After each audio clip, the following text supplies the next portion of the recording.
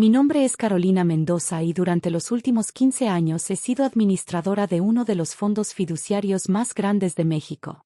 Mi trabajo consistía en manejar inversiones por valor de más de 3,000 millones de pesos, distribuir donaciones caritativas y supervisar el manejo de múltiples propiedades inmobiliarias en todo el país. Sin embargo, para la familia Santibáñez, yo era simplemente Carolina, la niñera discreta que cuidaba de sus gemelos de 8 años.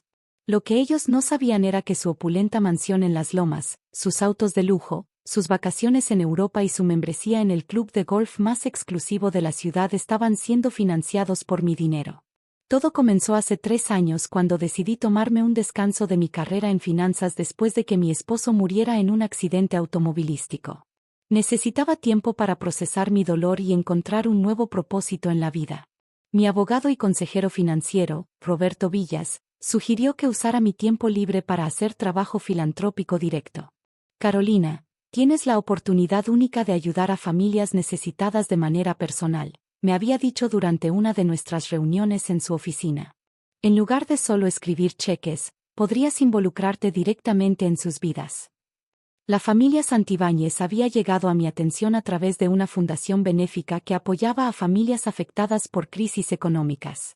Eduardo Santibáñez había perdido su trabajo como ejecutivo en una empresa automotriz durante la recesión, y su esposa Mónica había tenido que cerrar su boutique de ropa cuando sus clientes adineradas dejaron de comprar artículos de lujo. En papel, parecían perfectos candidatos para asistencia, una familia de clase media alta que había caído en tiempos difíciles debido a circunstancias fuera de su control. Tenían 2 hijos pequeños, Diego y Sebastián, gemelos de 5 años en ese momento, y estaban a punto de perder su casa. Mi plan original era simple: proporcionarles ayuda financiera anónima a través de la fundación mientras trabajaba como su niñera para asegurarme de que el dinero se usara apropiadamente. Era una forma de filantropía práctica que me permitiría evaluar directamente el impacto de mis donaciones. Roberto había establecido una estructura legal compleja que ocultaba mi identidad como donante. Oficialmente, la familia estaba recibiendo asistencia de la Fundación Esperanza, una organización benéfica que yo había creado años antes. Mis credenciales como niñera eran genuinas. Había estudiado desarrollo infantil en la universidad antes de especializarme en finanzas, y mi historia personal de viudez reciente explicaba por qué necesitaba trabajo de inmediato. La primera vez que visité la casa de los Santibáñez, quedé impresionada por su situación desesperada. La mansión de estilo colonial en Las Lomas era hermosa pero estaba claramente deteriorándose. El jardín estaba descuidado, la pintura se despellejaba en varias paredes exteriores, y pude ver avisos de embargo en algunas ventanas. Mónica Santibáñez me recibió en la puerta principal. Era una mujer atractiva de 40 años con el cabello perfectamente peinado y uñas de manicure profesional, pero sus ojos mostraban el estrés de alguien que había estado luchando financieramente durante meses. ¿Carolina Mendoza?, preguntó revisando un papel en sus manos. La agencia dijo que tienes experiencia con niños pequeños. Sí, señora Santibáñez. Trabajé durante 5 años como niñera para familias en Polanco antes de...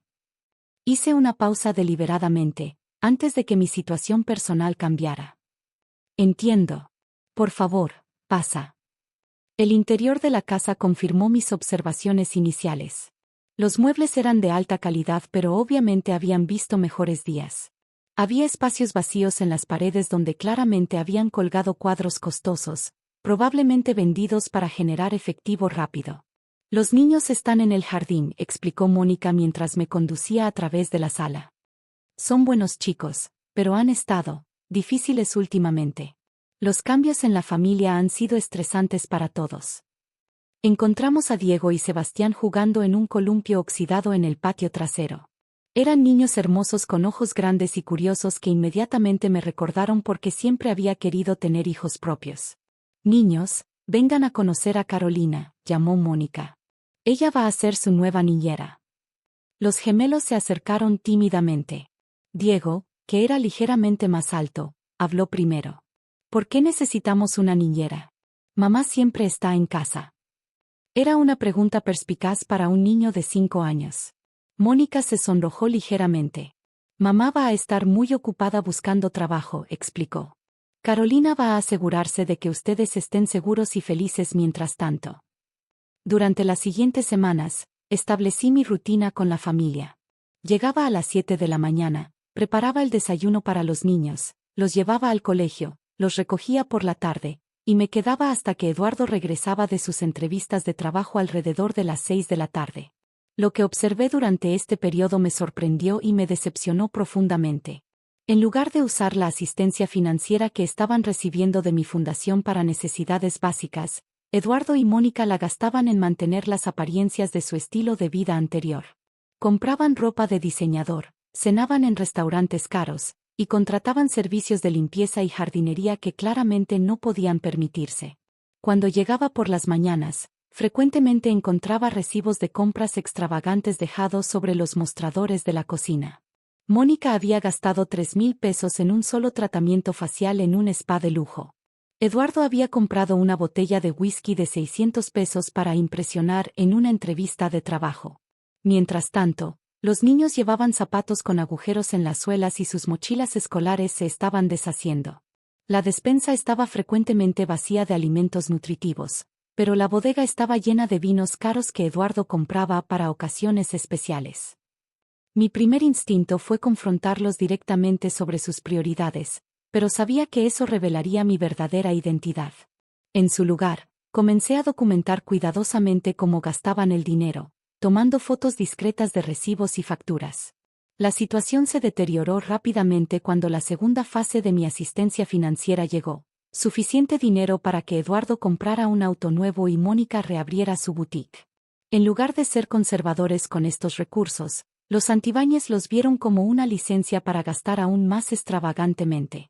Eduardo no solo compró un auto nuevo, compró un BMW último modelo por más de 800,000 pesos. Mónica no solo reabrió su boutique, la rediseñó completamente con muebles importados y decoración de lujo que costó más de 200,000 pesos adicionales. 3 meses después de que comenzara a trabajar para ellos, la actitud de la familia hacia mí había cambiado dramáticamente. Al principio, habían sido respetuosos y agradecidos por mi ayuda con los niños. Pero conforme su situación financiera aparente mejoraba, se volvieron más condescendientes y exigentes. Carolina, necesito que te quedes hasta más tarde hoy, me informó Mónica una tarde sin preguntarme si tenía otros planes. Eduardo y yo vamos a una cena importante en el club. Por supuesto, señora Santibáñez, respondí. ¿A qué hora piensan regresar? No estoy segura. Posiblemente hasta medianoche. Es un evento de networking muy importante para el nuevo. Andrés, me llamó Ricardo desde su oficina. Ven acá. Hay algo que quiero que entiendas. Cuando entré, encontré a Ricardo con otros 2 socios seniors, Fernando Castillo y Miguel Herrera. Los 3 me miraban con expresiones serias. Siéntate, ordenó Ricardo. La atmósfera en la habitación era tensa. Me pregunté si de alguna manera habían descubierto mi verdadera identidad. Hemos estado observando tu trabajo, comenzó Fernando. Y queremos asegurarnos de que entiendes ciertas realidades sobre la práctica legal de alto nivel. No estoy seguro de entender, respondí, aunque sabía exactamente hacia dónde se dirigía la conversación. Los medios y los políticos populistas, continuó Miguel, siempre están buscando convertir las prácticas legales legítimas en escándalos. A veces pintan la defensa agresiva de nuestros clientes como algo impropio. Lo que mis colegas están tratando de explicar, intervino Ricardo, es que la confidencialidad abogado-cliente es absoluta. Lo que veas aquí, lo que escuches aquí, se queda aquí. Para siempre. Por supuesto, asentí. Entiendo completamente el concepto de privilegio abogado-cliente. Bien. Porque traicionar esa confianza no solo sería una violación ética, la voz de Ricardo se volvió más fría, sino que también sería muy perjudicial para tu carrera legal futura. Era una amenaza apenas velada. Ricardo me estaba advirtiendo que mantuviera la boca cerrada sobre todo lo que había visto, usando palabras que técnicamente no constituían intimidación de testigos pero que comunicaban el mensaje claramente. Lo entiendo perfectamente, respondí. La discreción es fundamental en esta profesión. Después de que me despidieron, regresé a mi cubículo y continué con mis tareas asignadas. Pero esa conversación había sido el punto de inflexión que estaba esperando. No solo había documentado los crímenes, Ahora tenía evidencia de que los socios estaban conscientes de la naturaleza ilegal de sus actividades y estaban activamente tratando de silenciar testigos potenciales. Esa noche, desde mi apartamento seguro, transmití toda la evidencia que había recopilado a mi supervisor real en la Procuraduría. Las fotografías, grabaciones de audio y mi informe detallado formaron un expediente de más de 300 páginas que documentaba sistemáticamente el esquema de corrupción. Esto es extraordinario trabajo, Andrés, me dijo el procurador adjunto durante nuestra llamada encriptada. Tenemos suficiente evidencia para órdenes de cateo y arrestos. ¿Cuánto tiempo más necesitas para completar la investigación? Dame 2 semanas más, respondí. Quiero documentar el caso del aeropuerto completamente. Es la pieza más grande del rompecabezas. Las siguientes 2 semanas fueron las más tensas de mi carrera. Sabía que la investigación federal se estaba moviendo en paralelo a mi trabajo encubierto, y existía siempre el riesgo de que alguien en el bufete descubriera la filtración de información. Ricardo se volvió aún más condescendiente y abusivo durante este periodo. Era como si pudiera sentir que algo estaba mal, pero no pudiera identificar exactamente qué. Listen, Keith, this is a real lab firm, not some college project, as needed during my first week. Escucha, chamaco, este es un bufete real, no algún proyecto universitario, se burló una mañana cuando llegué con 5 minutos de retraso debido al tráfico. Asentí educadamente y continué organizando sus casos. Él no tenía idea de que yo era el denunciante anónimo cuya evidencia acababa de desencadenar la investigación federal que destruiría su carrera. Tu trabajo aquí depende de seguir instrucciones sin hacer preguntas, continuó. ¿Crees que puedes manejar eso, o necesitas regresar a tu universidad de provincia? Puedo manejarlo, señor Torrealba. Bien. Porque estoy considerando recomendarte para tareas más importantes. Pero primero necesito saber que eres confiable. La ironía era deliciosa. Ricardo estaba considerando darme acceso a información aún más incriminatoria, sin saber que yo ya había recopilado suficiente evidencia para hundirlo. El miércoles de mi 5ª semana, recibí un mensaje de texto codificado de mi supervisor. La operación comienza mañana a las 6 de la mañana. Mantén tu rutina normal. Esa noche apenas pude dormir. Después de meses de planificación y semanas de ejecución meticulosa, finalmente vería los resultados de mi trabajo. Llegué a la oficina a las 7:30 de la mañana como siempre. La recepción estaba tranquila, solo unos pocos abogados madrugadores y el personal de limpieza terminando su turno nocturno. A las 8:15 de la mañana, mientras organizaba archivos en mi cubículo, escuché voces fuertes provenientes del área de recepción. Reconocí inmediatamente el tono autoritario de los agentes federales. Tenemos órdenes de cateo para estas instalaciones, anunció una voz. Necesitamos que todos permanezcan en sus ubicaciones actuales mientras ejecutamos estas órdenes. El caos se extendió rápidamente por la oficina. Abogados y asistentes salían de sus oficinas privadas para ver qué estaba pasando. Los agentes federales, identificables por sus chalecos antibalas con las siglas PGR, se dispersaron por todo el edificio con eficiencia militar. Ricardo salió de su oficina con el rostro rojo de indignación. ¿Qué es el significado de esto?, gritó a la agente que parecía estar a cargo. Agente especial Ramírez, PGR, respondió el hombre mostrando su placa. Tenemos órdenes de cateo para esta oficina en conexión con una investigación sobre soborno y corrupción. Esto es un ultraje, protestó Ricardo. Somos un bufete de abogados respetable.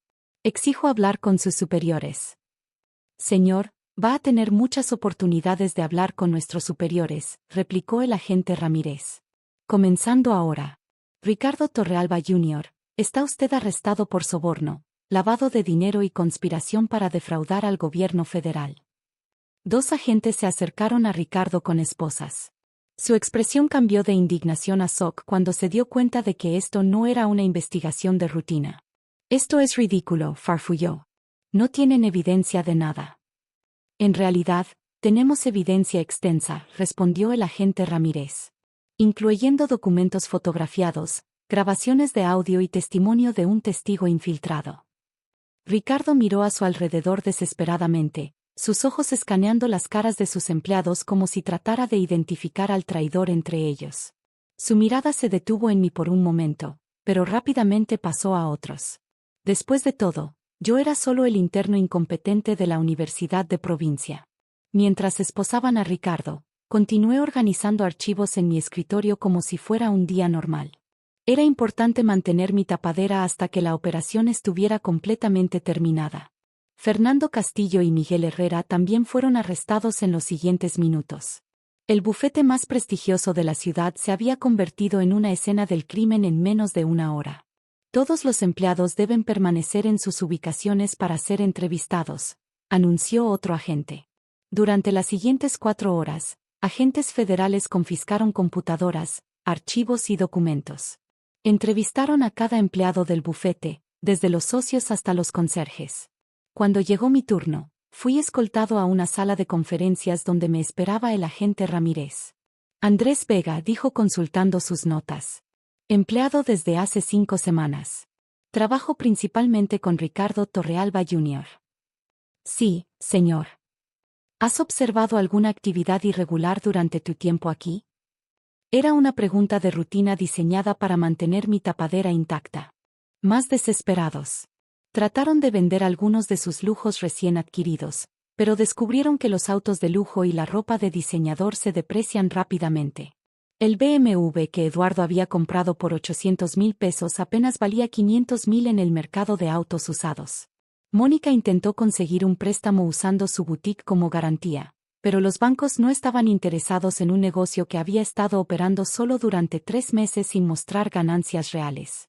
Una semana antes de la fecha límite para desalojar la casa, Mónica me pidió que nos reuniéramos en la sala. Carolina, necesito pedirte un favor muy grande, comenzó. Su voz temblaba ligeramente, una versión muy diferente de la mujer arrogante que me había llamado servidumbre frente a sus amigas adineradas. Sí, señora Santibáñez. ¿Tienes algún ahorros? ¿Algo que pudieras prestarnos para ayudarnos a superar esta crisis? La pregunta era tan absurda que casi me reí en voz alta. ¿La mujer que me había humillado públicamente ahora me pedía dinero prestado? Señora Santibáñez, trabajo como niñera. No tengo el tipo de dinero que ustedes necesitan. No necesitamos mucho, dijo desesperadamente. Solo lo suficiente para el depósito de un apartamento más pequeño. 5,000 pesos, tal vez 10,000. Lo siento, pero no tengo esa cantidad disponible. Eduardo se levantó abruptamente de su silla. Esto es un desastre. ¿Cómo vamos a explicar a nuestros amigos que perdimos la casa? Mi reputación en el club está arruinada. Su preocupación principal no era el bienestar de sus hijos, sino su imagen social. El día de la mudanza llegó más rápido de lo que esperaban. Una empresa de mudanzas llegó temprano para trasladar sus pertenencias a un apartamento pequeño en una parte menos prestigiosa de la ciudad. Mientras supervisaban el empaque de sus posesiones, llegué para recoger a Diego y Sebastián para su último día en el colegio privado al que habían estado asistiendo. Los niños estaban confundidos y asustados por todos los cambios. Carolina, ¿por qué tenemos que mudarnos?, preguntó Diego mientras lo ayudaba a empacar sus juguetes favoritos. A veces las familias necesitan hacer cambios, expliqué suavemente. Lo importante es que ustedes estarán juntos. ¿Vas a venir con nosotros al apartamento nuevo?, preguntó Sebastián. Antes de que pudiera responder, Mónica apareció en la habitación. Niños, vayan a ayudar a papá con las cajas, ordenó. Después de que salieron, se dirigió a mí. Carolina, obviamente ya no podremos permitirnos tener una niñera de tiempo completo. Hoy será tu último día. Entiendo, respondí. Fue un placer trabajar contigo, añadió con una sonrisa forzada que no llegaba a sus ojos. Esperamos que encuentres otro trabajo pronto. Después de despedirme de Diego y Sebastián, lo cual fue la parte más difícil de todo el proceso, salí de la casa por última vez como su empleada. 3 días después, regresé como su nueva casera. Roberto me había acompañado para la reunión oficial donde revelaríamos mi verdadera identidad. Habíamos programado la cita bajo el pretexto de que el nuevo propietario quería conocer a los antiguos inquilinos antes de decidir si permitirles quedarse como arrendatarios. Eduardo y Mónica llegaron al despacho de Roberto vestidos con su mejor ropa, claramente esperando impresionar al misterioso inversionista que había comprado su casa. Señores Santibáñez, saludó Roberto profesionalmente. Gracias por venir. Me gustaría presentarles a la nueva propietaria de su antigua residencia. Me levanté de la silla donde había estado esperando fuera de su vista. Hola, Eduardo. Hola, Mónica. La expresión en sus rostros cuando me vieron fue de completa incredulidad. Carolina, murmuró Mónica. ¿Qué estás haciendo aquí? Soy la propietaria de la casa en Las Lomas, expliqué calmadamente. También soy la directora de la Fundación Esperanza, que les había estado proporcionando asistencia financiera durante los últimos 3 años. Eduardo se desplomó en una silla, su rostro perdiendo todo color. Eso es imposible, balbuceó. Tú eres niñera. Soy muchas cosas, respondí, incluyendo una administradora de fondos de inversión con 15 años de experiencia manejando algunos de los portafolios más grandes del país. Roberto abrió una carpeta gruesa llena de documentos. Según nuestros registros, comenzó, la Fundación Esperanza proporcionó aproximadamente 2.4 millones de pesos en asistencia directa a su familia durante los últimos 3 años. 2.4 millones, repetí dejando que el número se asentara. Dinero que estaba destinado a ayudarlos a establecer estabilidad financiera y seguridad para sus hijos. En lugar de eso, continuó Roberto, nuestros registros muestran que gastaron el dinero en un BMW de lujo, remodelaciones extravagantes, ropa de diseñador, membresías en clubes exclusivos, y cenas en restaurantes caros. Mónica comenzó a llorar silenciosamente. Eduardo parecía estar en shock. ¿Por qué?, preguntó finalmente Eduardo. ¿Por qué fingiste ser una niñera? Porque quería asegurarme de que mi dinero estaba siendo usado apropiadamente, respondí. Y porque quería entender realmente a las familias que estaba ayudando. Pero te tratamos. Mónica se detuvo, realizando las implicaciones de sus acciones pasadas. Me trataron como servidumbre, completé. Me humillaron frente a sus amigos. Me llamaron la empleada, y me hicieron usar un uniforme degradante para asegurar que todos entendieran mi lugar en su jerarquía social. Carolina, nosotros no sabíamos, comenzó Eduardo. ¿Y eso habría cambiado algo?, pregunté. El hecho de que yo fuera quien estaba pagando por su estilo de vida habría cambiado cómo me trataron. El silencio en la habitación era ensordecedor. ¿Qué va a pasar ahora?, preguntó Mónica finalmente. Ahora van a enfrentar las consecuencias reales de sus decisiones, respondí. Ya no recibirán asistencia financiera de mi fundación. Tendrán que encontrar empleos reales y aprender a vivir dentro de sus medios verdaderos. ¿Y la casa? La casa permanecerá bajo mi propiedad. Sin embargo, hice una pausa. Estoy dispuesta a hacer un arreglo especial. Roberto sacó otro conjunto de documentos. Carolina está dispuesta a permitir que ustedes regresen a la casa como arrendatarios, explicó. A cambio de servicios de mantenimiento y cuidado de la propiedad. ¿Servicios de mantenimiento?, preguntó Eduardo confundido. Sí. Ustedes serían responsables de la limpieza de la casa, el mantenimiento del jardín, y las tareas generales de mantenimiento. A cambio, podrían vivir allí sin pagar renta. Era un arreglo que efectivamente los convertiría en empleados domésticos en la casa donde una vez habían vivido como señores. También, añadí, necesitaré una niñera para Diego y Sebastián. Si Mónica está interesada en el puesto, pagaré un salario justo por servicios de cuidado infantil. La ironía era perfecta. Mónica tendría la oportunidad de experimentar exactamente lo que yo había vivido como su empleada. ¿Y si rechazamos?, preguntó Eduardo. Entonces tendrán que encontrar sus propios arreglos de vivienda con sus recursos actuales, respondí simplemente. Eduardo y Mónica se miraron el uno al otro. Sin ahorros, sin ingresos estables, y con una reputación dañada, tenían pocas opciones. Necesitamos tiempo para pensarlo, murmuró Mónica. Por supuesto. Tienen hasta el fin de semana para decidir. El lunes por la mañana, recibí una llamada de Eduardo. Carolina, aceptamos tu oferta. 6 meses después, la dinámica en la casa había cambiado completamente. Eduardo trabajaba diligentemente manteniendo el jardín y haciendo reparaciones menores. Había perdido peso y parecía más saludable después de meses de trabajo físico regular. Mónica se había convertido en una niñera excelente para sus propios hijos. Sin las distracciones de mantener una imagen social falsa, finalmente estaba poniendo las necesidades de Diego y Sebastián primero. Los niños estaban más felices y más estables que nunca. Yo viví en mi propia suite en la segunda planta de la casa, supervisando las operaciones pero permitiendo que la familia tuviera su privacidad. Era un arreglo que funcionaba para todos. Una tarde, mientras revisaba informes financieros en mi oficina casera, Mónica tocó a mi puerta. Carolina, ¿puedo hablar contigo? Por supuesto, pasa. Se sentó frente a mi escritorio, sus manos nerviosas jugando con el delantal que ahora usaba como parte de sus responsabilidades domésticas. Quería disculparme, dijo finalmente. Por todo. Por cómo te tratamos, por las cosas que dijimos, por aprovecharnos de tu generosidad. Gracias por decir eso. No lo entendía entonces, pero ahora que estoy en tu posición anterior, puedo ver cuán cruel fuimos. ¿Has aprendido algo de la experiencia? Muchísimo. Sobre humildad, sobre lo que realmente importa, sobre cómo el dinero puede corromper a las personas si no tienen cuidado. Hizo una pausa. Los niños son más felices ahora, ¿sabes? Cuando no estábamos obsesionados con impresionar a otros, pudimos ser una familia real. Un año después, establecí un arreglo más permanente. Eduardo y Mónica habían demostrado un cambio genuino en sus valores y prioridades. Les ofrecí la oportunidad de comprar la casa mediante un plan de pagos a largo plazo, trabajando gradualmente hacia la propiedad real a través de años de pagos responsables. También expandí mi programa de filantropía práctica.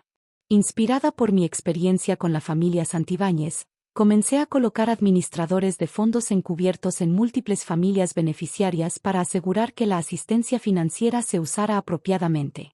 Roberto me ayudó a establecer la Academia de Gestión Financiera Personal, donde familias que habían recibido asistencia podían aprender habilidades prácticas de administración de dinero y planificación financiera a largo plazo.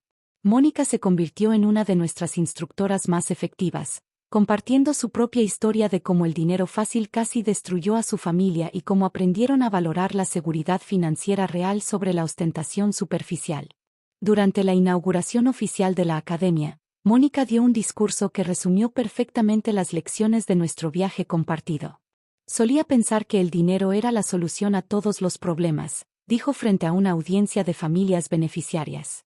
Pero aprendí que el dinero sin sabiduría, humildad y respeto por otros solo crea problemas mayores.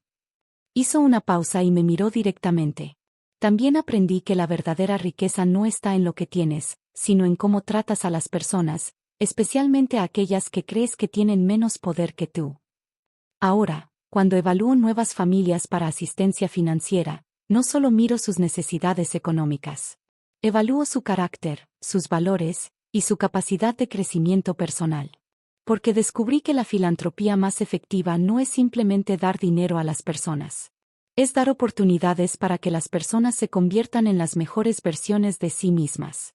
Y a veces, como en el caso de la familia Santibáñez, eso requiere que primero enfrenten las consecuencias completas de quienes habían elegido ser.